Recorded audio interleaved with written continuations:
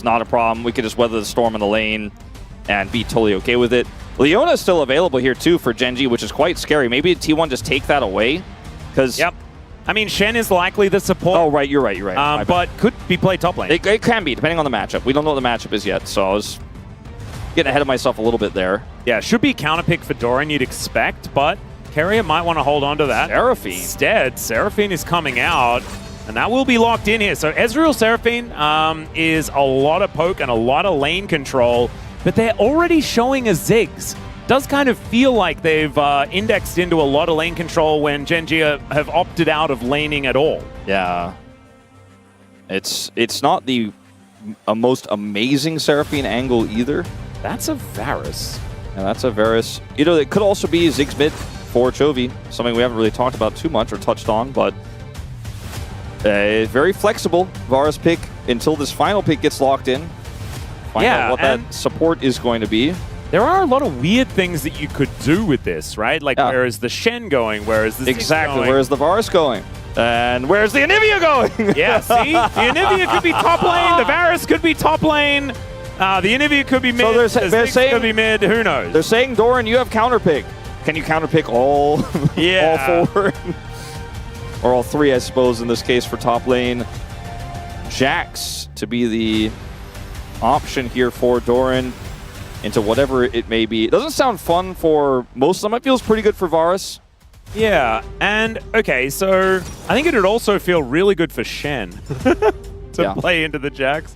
I'm not entirely sure. Of course, Shen does like to auto-attack as well, so it's sort of like Twilight Refuge versus Counter-Strike, which is going to find the most value. It's going to be a really good front line and Seraphine extension. Yeah, and it's also got Oner on his Xin Zhao. It's the second Demacian boy that he's playing so far today. He was phenomenal in the job, and see how he goes on the Xin as we get onto the Rift for Game 2.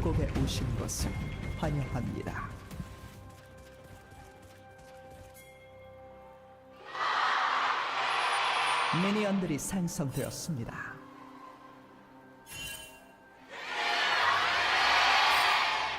All right, nailed it. There was a big delay because you could barely hear the leader of the fan chants, but then it happened, and I didn't speak over it this time. There you go. Not fired. So Doran can't play level 1 without help because Shen doesn't go to lane. He goes to the top lane to empower the Varus at level 1 because Ziggs is just going to be self-sufficient, like you said, in the bottom lane. So we just have this kind of glob of T1 trying to get something done for Doran here as Keria finally comes up here. Geen is in melee range, so he doesn't like that too much. Yeah, so it's a little bit dangerous. Duro is now moving up, see whether he can defend, as Leap Strike does bring Doran closer. Keen, a little bit worried about how this one's working, but there is the taunt onto Oner. And the Hail of Blade's actually working out very nicely here for Duro to get that extra damage. Canyon's moving over, and Oner might have to give this one up. Has already taken the Raptors, so it's already a successful invade. But if they die, that is not what success looks like. That's a pretty cute little Wind Becomes Lightning flash there from Oner to get himself out, but he still has to expend the Summoner spell. Yeah, the biggest win for T1 is that the red buff resets. Gen.G are going to get their hands on this. Will be a big delay here from Oner. He's now flashless.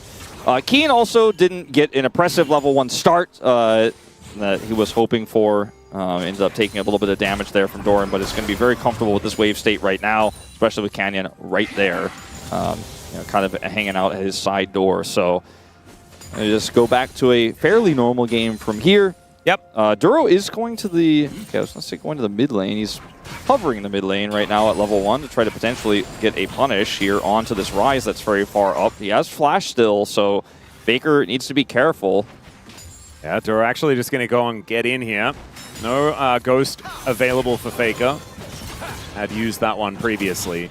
Chovy 5-1 on the Anivia thus far. Also Keen undefeated on this Varus that hasn't played it all too much. As now Oner could be in a little bit of trouble here. Steals away the Wolf Camp, and Duro's going to make his way in. Oner without Flash is just going to get taunted up and destroyed. And that is the proactivity that we've been looking for from Gen.G. But Faker is also going to get on in here, seeing whether he can push them away. Keria taking a lot of damage as Ruler throwing the bombs around. And now Pays should be able to execute him.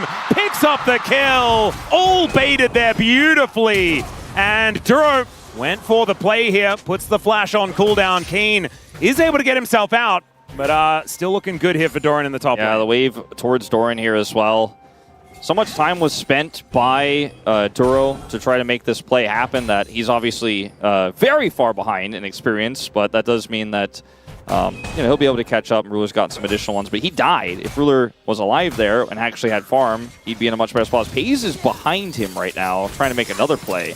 Yeah, there's the minefield, as Ruler is level 4, so does have access to this set. Pays also has exactly the best there from Pays. Pays also has TP, so if he just gets half of Ruler's health bar in a trade and then TP's back in, he's fully in control again with already more than double the farm of this Zig. So Gen.G warped the top side of the map with this Varus pick, and whenever you have a ranged top into a melee top in this meta, you always have the silly level 1 where a bunch of craziness happens, right? But is it really working for them even though they had the proactivity? That's the real question as Ruler flashes early here. Pays just doesn't miss on this Ezreal, chips down this turret, and then they just continue to chase here. This was kind of cute from Ruler, though, to just use the minion wave in order to try and kill Keria. Obviously, Pays outplays it, lands all the abilities, takes down the Ziggs. But I think it was a kind of cute attempt. But Pays just a little bit too good, as it turns out. Well, Duro is still, if you're in a solo queue game, kind of in a reportable state, because Ruler is like, I already TP'd. I would like to kill the minions, please. Yeah, where is Duro? Duro is supporting Canyon. Not Ruler. Maybe there's another feud. Another AD carry in a little bit of trouble here, and it's Ruler. As he is now just going to mosey his way back towards the bottom lane. Obviously, it is a Ziggs, and he does just need to expect to be by himself for a lot of this game. Yeah, the little game show we do, you and I were on LCK Feud. Yep. Yeah, the sound of that name's a little realer now. Yeah, a little bit. As Keria is just going to push Ruler away. They are going to be able to get this first dragon with this amount of control.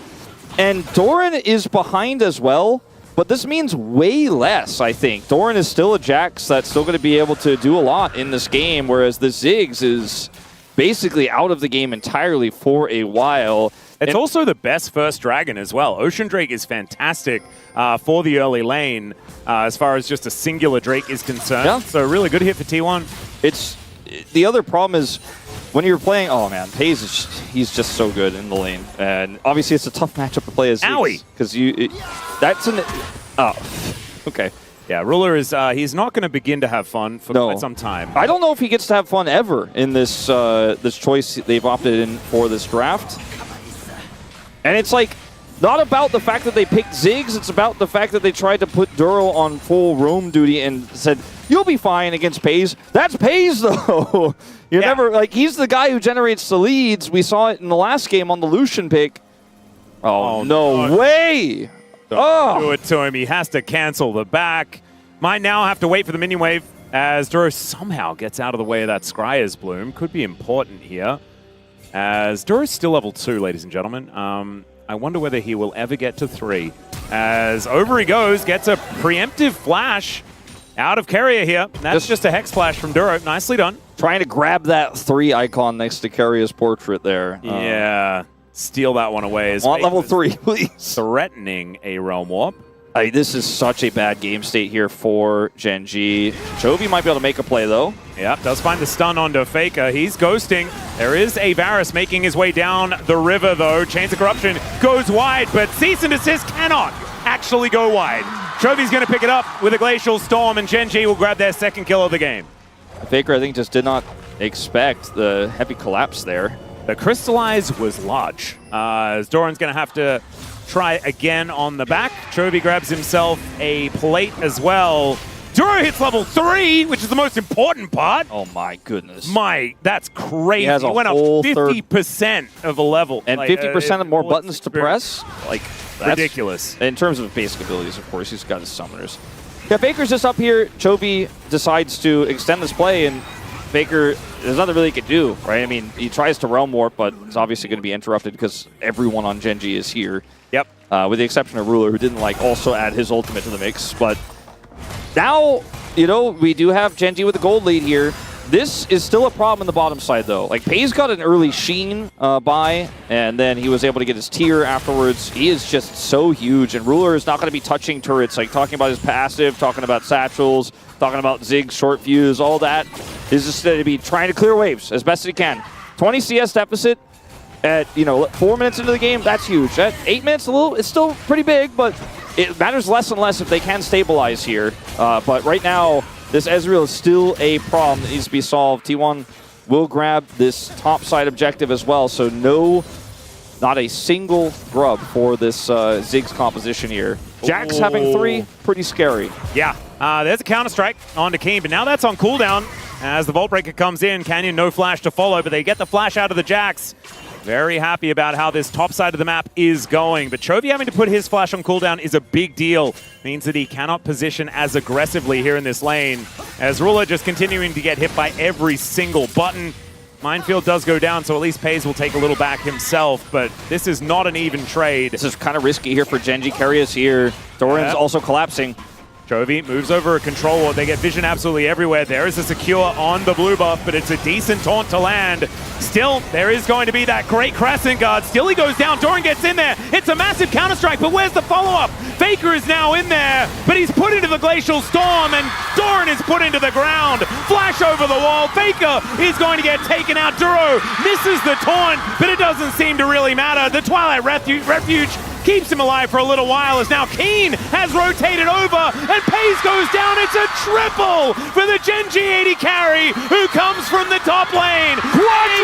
Quadra! And just like that, we put up the frames, we get out the canvas, and a whole big tent is up here for T1. After such a controlled game 1, we are right back in the T1 circus. Now, the part of this that's the most absurd is how Faker wants to try to hide that he's coming up here, but like Chovy knows, he just walls him off, and when this Counter-Strike comes in, Faker's still high, he's still waiting. Oh, he was like Obi-Wan Kenobi in the Phantom Menace, man. He's like just watching Darth Maul fighting against Qui-Gon Jinn. And like, if Pays was going to TP into the fight, it needed to be so much earlier, and also like into the fight.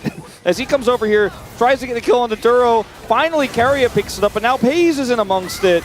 And this is just a disaster. All the leads, all the advantages that Pays had, it all means nothing now. That wall was absolutely gorgeous from Chovy there as well. The Gen.G fans, they can see a game 3.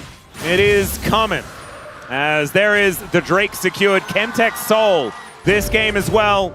Not exactly the greatest of Chemtech angles, but still will be valuable. As Duro looking to try and stop Oner here, who has just permanently been counter-jungling in a game state that's been kind of weird, to be perfectly honest. They get into the Crescent Guard, or at least they try to. Keen not quite able to get a lot of value there, as Keria just trying to play some defense. They're waiting for another Shadow Dashes. In goes Duro, but he doesn't get the taunt. Still Keen. He's able to grab his 5th of the game. Faker now trying to run away. He's got the Ghost. So running is something he's pretty good at, but the cease and desist comes down, the stun to follow up, and Keria can do nothing to help out the play. First turret does go over to Doran, so there is something there. They put the grubs to work. We had a game 1 that was pretty low action, pretty low kills, pretty controlled by T1. Not only is this not controlled by T1, but it's a lot of aggression, it's a lot of kills early, and it's Gen.G who are massively ahead in this one as we start to crest the 12-minute mark. Another attempted, I don't want to call it a Hail Mary, but very aggressive collapse attempt. You know, we often call this an overload, but they don't have all of the tools. Like, Faker isn't here initially, and yes, with Crescent Guard, there's some wiggle room where you could buy some space, but Faker just cannot get access to this fight initially as Chovy's blocking him. He does have Realm Warp, but doesn't opt to use it. And yeah, he just walks in here, gets caught by Canyon on the flank side, and dies. As Doran at least is able to get some time with the turret, but this game is very quickly falling by the wayside here for T1. I don't want to call it early, but it is certainly a set of advantages that I did not see coming after what happened in the early game.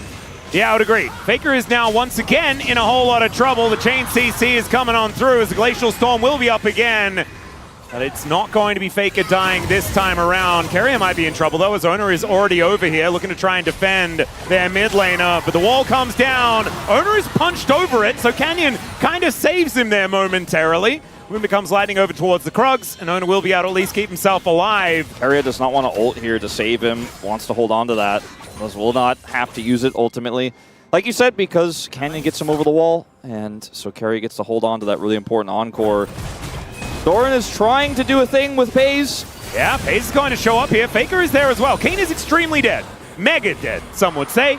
And so he is just going to have to wait with the gray screen for a little while. Chovy should be able to get the cross-map play, though, as this wave is also going to get wiped out. So not a whole lot extra that can be got, but Keen, that was a big shutdown that they managed to claim. Yeah, they grabbed it to FaZe as well. So, you know, he has been the one who's the big lead here for T1. Now he is an even larger one over his counterpart of Ruler in the bottom lane, but that alone is not necessarily going to be enough here for T1. And they need to get a little bit of extra time inside. The fact that they were able to pick up an early Dragon is really important, and it gives them a lot of extra space and time in this game. It is Chemtech Soul. It's not Hextech or Inferno or anything like that crazy in this game, but still does allow them to kind of slow the game down. Any moment that Doran can spin in the side like this with 3 grubs is massive for T1. Yeah, and this gold lead is going to really disappear. As now Faker is also probably going to disappear. Canyon's going to show up, does manage to get the kill. I thought maybe he just grabbed himself an assist. That doesn't happen, but the turret is going to fall down towards that bottom side. It's like play-ins. Everyone's trying to kill Faker, except they're actually doing it. Because this isn't play-ins. This is, even though it looks like an MSI stage, it's just Gen.G's homestand. They're the home team.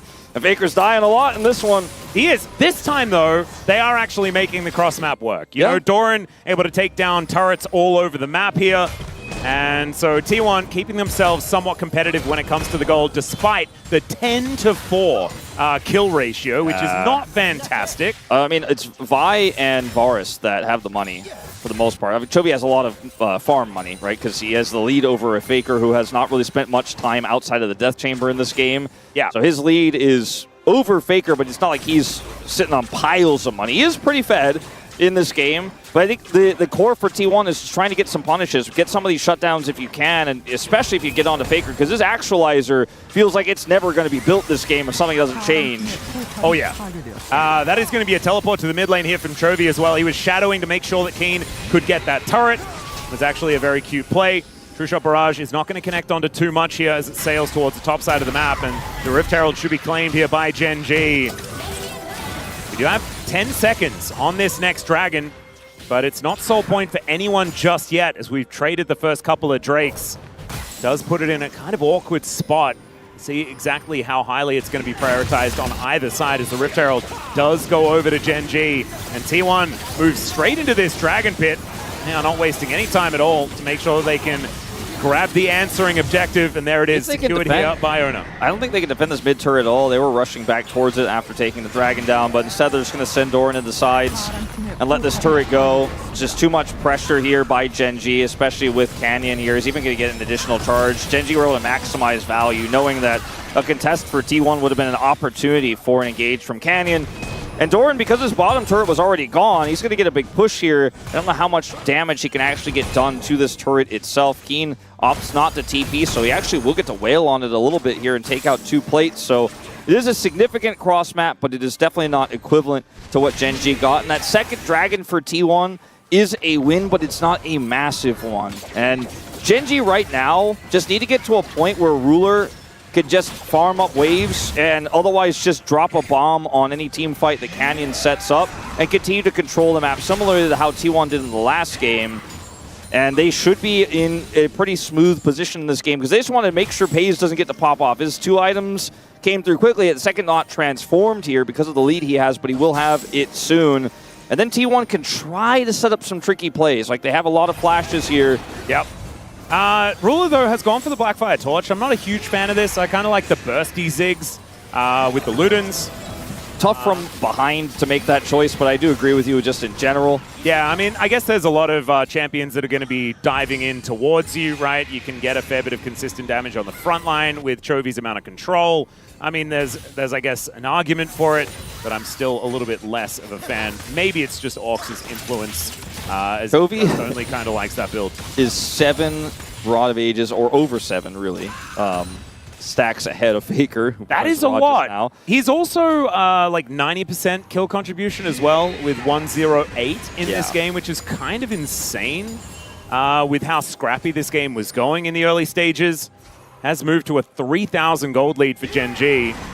And there's the Crystallize coming on down. Oren not exactly happy about facing off against this Anivia. As Canyon dives on forward, they're looking for the last remaining outer turret. They might be able to grab it here. Let's see if T1 kind of commit here. This feels like a bait by Gen.G. They want to force the fight, using the turret as a pressure point. Duro's on the wraparound. I think they should just give this up.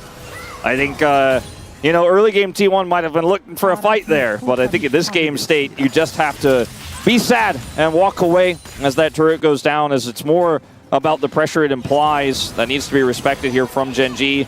Keria. Oh, he sensed the play. Yeah, the flash taunt was ready there, and he just was not going to opt into any of that shenaniganry. Yep, I like it. Would have, like, it kind of looks silly, right? But it's so hard to react to a taunt flash that it's respectful. It's respectful. Yeah. You just have to like see the potential and get the heck out of there. And if you are the Seraphine, it can be very dangerous. It's now Duro just going to be able to get himself out. It is going to be the flash over from Oner, who does find the wind becomes lightning onto Chovy. True Shot Barrage connects as well. And there's the Rune Prison taken down to the egg. Let's see whether the damage can come on through. The Encore, fantastic. They take out the egg, but at what cost? As Oner and Doran both fall in the pit. Keen is going to break his arm guard. That might actually keep him alive, as Ruler is controlling space in this river. A 2-for-1 in the end. I mean, Faker is basically healing people with his items right now. He's not really able to do a whole lot there. He was set up. He was right in the place where he needed to be. He's healthy enough to offer some damage, but the damage just doesn't hurt. Keen just kind of ignores him there. And so initial play there from Oner was quite aggressive. It looked like the T1 numbers advantage was there, but Chovy's able to buy time with the wall. So watch this again. Duro gets over the wall. Oner wants to flash here, but then finds himself on the wrong side of this wall, is getting slowed by Chovy, who's out of mana. And because Chovy has his passive here, Gen.G could just kind of regroup and then look for the turn here. As the Seraphine ultimate is decent, catches Keen, but he just doesn't really take that much damage from the carries here. Also gets to go golden to avoid some of the damage from Paze, who's pushing on to Ruler. And the target selection is kind of all over the place in the aftermath for T1. Yeah, just got a little bit split up towards the end there. Not a whole lot of safe spaces to do battle. But killing Chovy, definitely a big deal. He had a gigantic lead, as we were just explaining before. But he kind of continues to do so. Yeah, it's a little smaller, but it's also going to be more difficult to kill him now. I mean, I know he doesn't have the egg at this point in time, but the Seraphs is now done. He's building towards his Chovy cannon. Yeah, Faker's next item in soon. Was a mana crystal, so that doesn't do damage either. Oh, okay, now he's found the chapter. Chapter, all right. It's in there. Also, there's a gigantic lead in the jungle as well. Canyon, as we can see on our screen right now, 6-0 and 4 on the Vi. And he is representing a lot of shutdown gold. If T1 can ever actually get a kill onto the Vi, who will be in a dangerous position, you could imagine, in a lot of instances. But looks like the Dragons are going to be equalized. Honestly, this is kind of a favorable game state in this moment here for T1, because they're letting Gen.G have the Dragon. Faker's getting money. I mean, he needs it desperately. They just need to stall this game out. That's really their best bet here. And so Canyon gets Dragon, but they're not opting in for a fight. They're not going to give Gen.G the team fight they want right now, while Gen.G are giga ahead. And so Faker gets some extra time in a side, takes 200 of the gold lead away from Chovy. There you go. I mean, I'm really reaching for silver linings here, but I think T1 played the situation correctly. I think that was the best they could have done with Gen.G with having that much control. The fact that Faker was able to push that far up and get those waves in itself is, I think, as big of a win as you could hope for right now. Well, I do want to take a brief moment to say that Oner and Keria's skins looks really, really cool. Sure, yeah. I haven't seen that Seraphine skin all that often. And Oner with his cape looking absolutely phenomenal. That's another silver lining here. Yeah. Is they look stylish in this moment. One of the negatives is we could have had, 6 T1 skins in the game. Yeah. Because I think there's a Jax one. There's definitely a Ryze one. Faker is definitely not going to be using it. Does Ezreal have one? I don't think so, but there is definitely a Varus one and a Vi one. But now we've also got a very dead Oner, as Gen.G utilizing Duro's ability to get anywhere on the map pretty effectively here. But in the delivery, Duro in position. The Encore goes completely wide, but Duro is going to be taken down, left on his lonesome. And Chovy, it's a great stun onto Doran to avoid that counter-strike. And now he's just kiting them around. Another stun comes in. Paze will find him, though. The Arcane shift forward. It's a decent dodge, but it is not enough. And Paze is going to be able to get his revenge. A second death here for the Anivia. Yeah, that was a really nice punish by T1.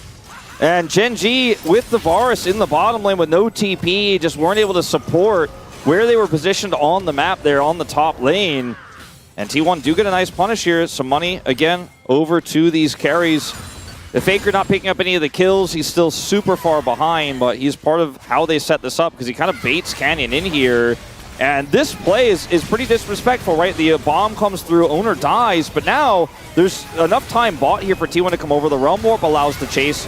Even though the Seraphine ultimate leaves a little bit to be desired here, allows Canyon to get away, it's still going to be a huge win for T1 because there's no way to peel here for Chovy. Chovy plays as best he can, repeatedly putting his ultimate down, gets the stun here on the Doran's approach, but FaZe is just going to keep E-ing forward. Will take Chovy out, even true shots, because he is...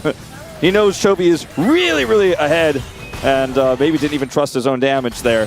All right, cease and desist does come down here. Mega Inferno Bomb is going to push back the Jax, and he just blows up. Chovy able to grab himself an assist, which I wasn't actually assuming was going to happen.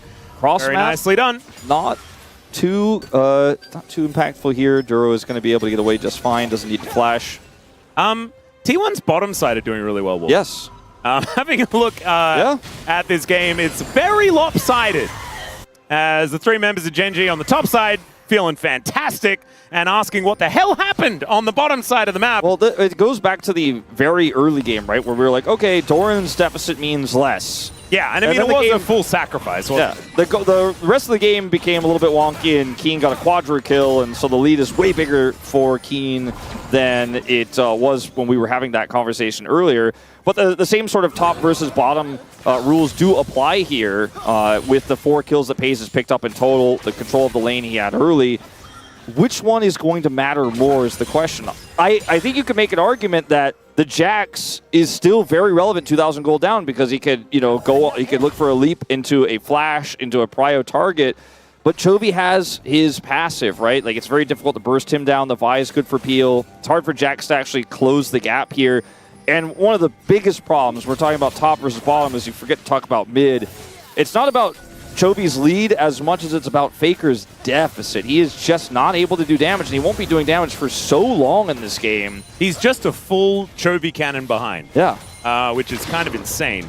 Like, it's crazy how little Rise does when you're this far behind in a game like this. Like, he needs just so much time, which is why we just keep watching him clearing waves, because that's all he can do, and he needs to be doing that only. And basically, all of T1 just needs to deny objectives while Faker gets money. Getting a proactive catch there, when Canyon overextended earlier, is a bonus. Definitely feels nice, but it's tougher to pull off.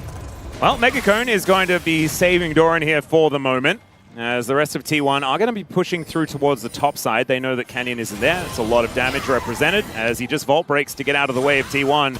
Setting up these brushes, though, is a really great way to punish, especially when they're waiting for this Drake to spawn. It is going to come up now.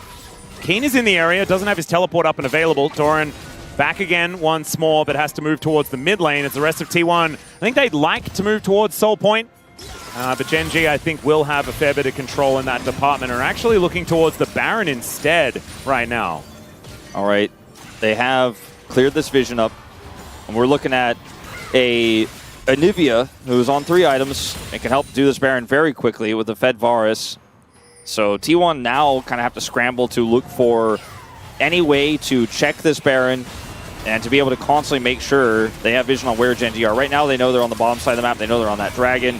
The fact that Doran has TP is really valuable here because he can continue to be on the opposite side of the map of that objective and be side laning. And he's really the only thing in T1 that can pull Gen.G around the map a little bit here.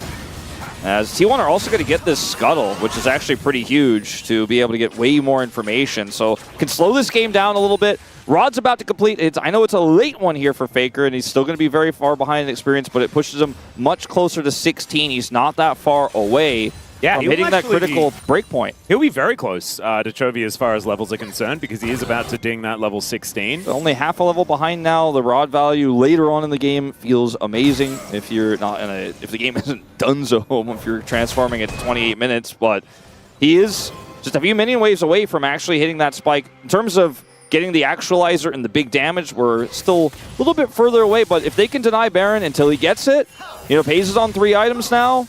Doran still able to pull Gen.G around the map a little bit. There's still a way back in here, absolutely, for T1. But Gen.G, the ball is in their court right now. They have full control over the map, but they're the ones who are going to make the decisions here as T1 scramble to try to get that 3rd item for Faker. Yeah, and speaking of 3rd items, both Keen and Ruler just completed their Void Staves.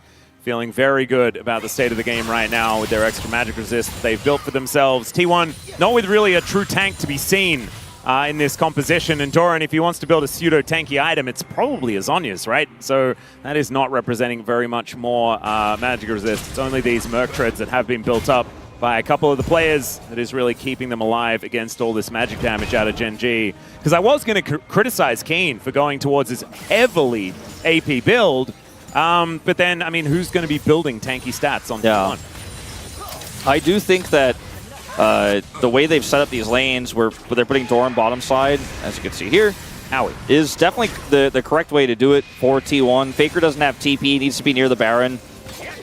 And he is just getting wave after wave. They have a lot of vision to support him because they're playing all through topside. So he has, unlike the time where he got caught last game, so many resources towards his side of the map where the Baron is so that he can continue to farm. And T1 are in a deficit, but they're doing everything right to get a potential comeback window in this game. Yeah, Gen.G are doing a great job just trying to play around what T1 are doing here. I think that this tug of war is really beautifully done. Because Gen.G trying to push their advantage, T1 denying it, but neither team really giving much of an inch. But right now, with Gen.G's added power that they have, a 4,000 gold lead is nothing to scoff at. They have that soul point, and they're on the Baron here. It will need to be a turn, as it is spotted. This Baron pretty dangerous. This True Shot Barrage over the top as well is going to land onto 2. Ruler and Keen taking a lot of damage here. They do need to be careful. Look at that wall, plus the Glacial Storm and the 2-man stun. Still, T1 are going to be able to walk over it. Duro taking a lot of damage. And there is the Encore Flash. But Canyon able to get himself out of the way. They get themselves the Crab, but Canyon going to go down to the GA so early. And in goes Chovy, trying to be in the Crescent Guard to make something happen. Canyon should get taken down here. It's Paze that gets the shutdown. Keen goes gold, and Oner is over the Glacial Storm and out of trouble as it's a double for Paze. At full health, he's going to pick up the 3rd one as well. And Ruler not going to be able to do anything about this other than kill Keria from half health. And let's see if he can get out of this one. I don't think so. Nice try with the satchel, but Doran is just going to slap him on the back of the head. And down he goes, and now it's T1's Baron. T1 incredibly patient in this game. And Gen.G, for the first time in a long time, finally got all the vision cleared on Baron. They were like, okay, now it's a good time to do Baron. But this True Shot Barrage is massive damage, and they turn off the Baron early, but without actually offering anything except a wall and an attempted Q from Ruler. So yes, the Baron's not stealable here, but they're not under threat, so T1 can play it slow. Keria's flash engage here is pretty good, and with Oner's Crescent Guard, engaging on him is not the right call. And then the rest of the T1 get the backline access here with Faker's Realm Warp. Sure, he didn't get his actualizer, but he still makes a big impact in this fight, and now it's so split up here for Gen.G that Paze, there's just no one to lock him down. He could free fire in this one. Chovy will lose his passive and his life, and Ruler in the extended play, despite getting Keria, will also die. And this comeback here from T1 was so well orchestrated. How they set up their lanes, the Baron vision, how they played through Faker and sides, was all accumulating for one hopeful team fight, one hopeful moment. They got it. They've got a gold lead now in this game, and maybe they could still get the 2-0 here despite playing against the Gen.G home crowd. And also, despite Gen.G having such a massive lead for so long, Duro takes a lot of damage from another one of these True Shot Barrages. And we're seeing the power of this Ezreal that has been a big problem all week long. Canyon looks for the angle towards Paze, Mega Inferno Bomb. Can they kill him? That's the question. And the answer, ladies and gentlemen, is no, not yet. As down goes Canyon first. Crescent Guard for Oner, and T1's War Machine is rolling over Gen.G. It looks like that 2-0 you were talking about is a little more imminent than we even expected. Yeah, they're just going to push this bottom lane where everybody's here. They've got the wave, they've got Baron, and Gen.G could not hold on to the lead. They had such an advantage. Keen got a quadra kill in the early game. Faker was 2,500 gold behind, but it just doesn't matter. They bide their time, they play a slow control game, and on the Baron, the objective that matters, they get the win. They get another win on the bottom.